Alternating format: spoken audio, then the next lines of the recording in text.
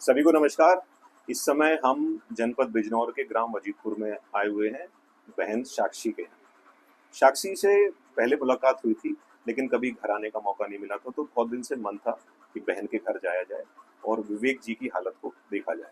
तो सबसे पहले तो साक्षी बहन नमस्कार। नमस्कार भाई। कैसी हैं? ठीक हूँ, आप सबकी दुआ से। एक अपनी पूरा जो सफर है आपका, वो हम आपसे जानना चाहते हैं। सबसे पहले आप ये बताइए कि विवेक जी की और आपकी शादी कौन से सन में हुई थी? सन 2020 में शादी हुई थी 2020 में। जी। तो और बाकी जो विवेक जी की ऐसी हालत है वो कौन से उसमें? सन 2022 में। मतलब शादी के लगभग 2 साल के बाद। जी जी। और बेटा आपका? सन 2021। अच्छा, मतलब आपका बेटा 1 साल का था जब ये घटना हुई।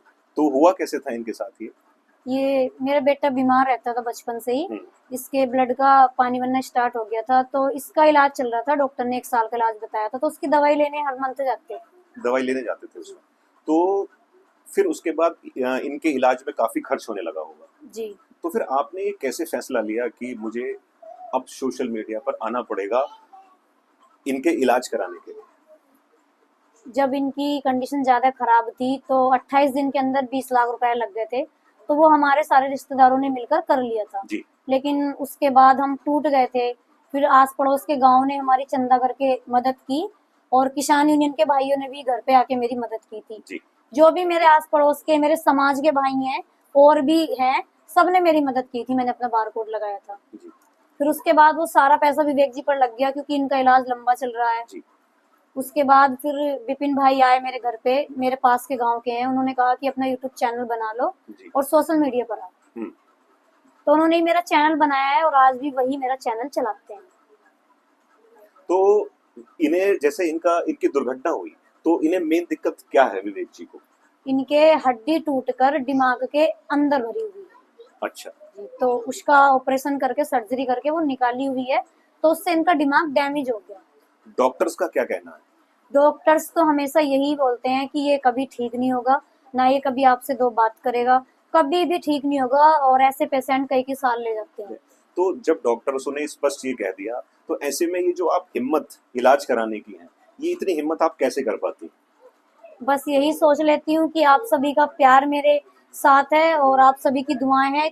आप सभी भाई बहन मुझे सपोर्ट करते हो, तो एक न एक दिन विवेक जरूर ठीक। मतलब एक उम्मीद की किरण है कि एक ना एक दिन ईश्वर सुनेगा और विवेक जी बिल्कुल ठीक होंगे। अब एक समस्या साक्षी ये बहुत बड़ी समाज के अंदर आती है कि मान लो आपने एक बहुत साफ नियत से सोशल मीडिया पे आने का फैसला किया कि जो भी मुझसे इसकी अर्निंग होगी वो मैं विवेक जी के उस पर आऊंगी। अब ये कहने में तो बहुत आसान लगता है, जब आपने फैसला कर लिया तो फिर ये समाज का और आपके परिवारजनों का मतलब गांव के और आसपास के लोगों का कैसा रिस्पॉन्स रहा?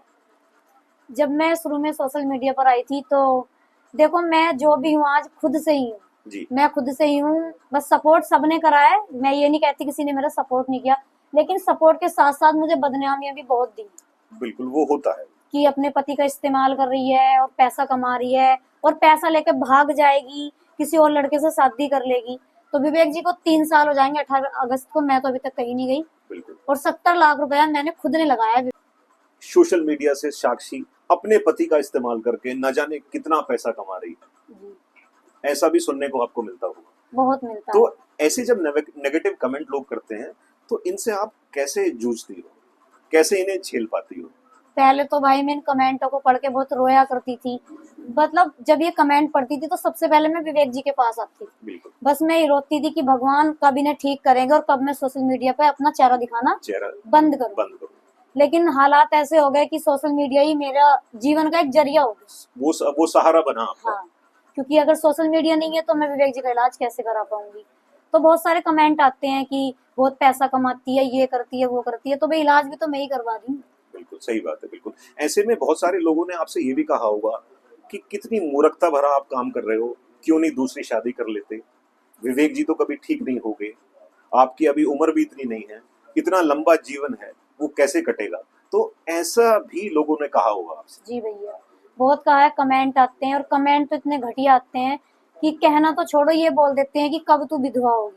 अच्छा, इस तरीके से भाइयों ने मुझे कमेंट कर रखे हैं और बहनों, मतलब औरत होकर औरत को कमेंट करती हैं ऐसे जी, ऐसे भी कमेंट आते हैं। लेकिन मैं अपना हौसला नहीं तोड़ती हूँ, क्योंकि मेरा जीवन विवेक जी के लिए ही चल रहा है। विवेक जी, अच्छा एक बात और बताइए, आप जैसे सोशल मीडिया पे आप, क्योंकि आपको अपना घर का भी काम करना है, जी। विवेक जी को भी आपको संभालना है, तो ऐसे में इन दोनों में बैलेंस आप, मतलब सोशल मीडिया पर भी बने रहना और इनका इलाज भी और परिवार को संभालना, इतना सब कैसे हो पाता है?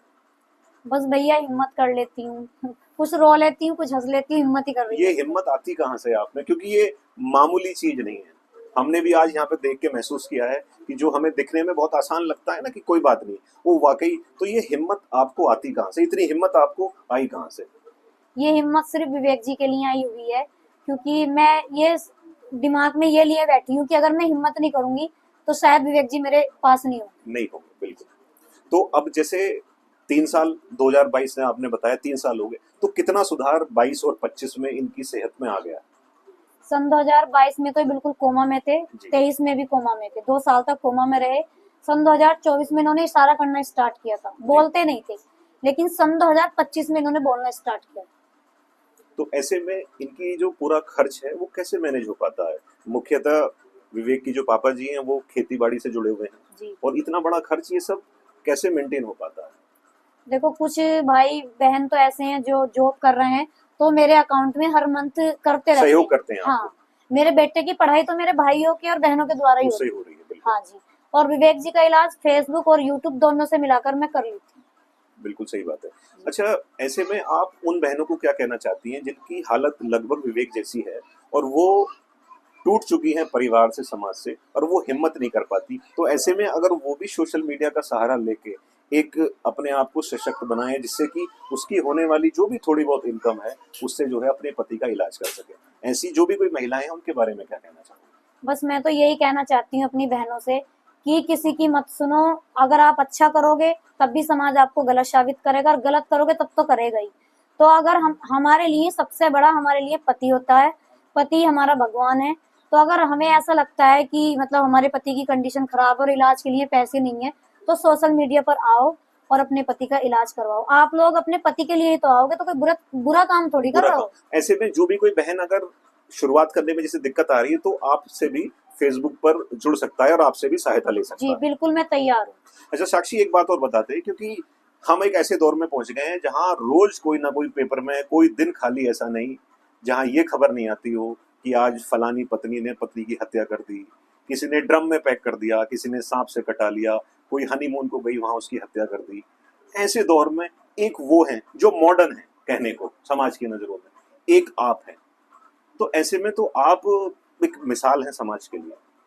तो ऐसे में जो ऐसी महिलाएं हैं उनके लिए भी आप क्या कहना चाहते हो?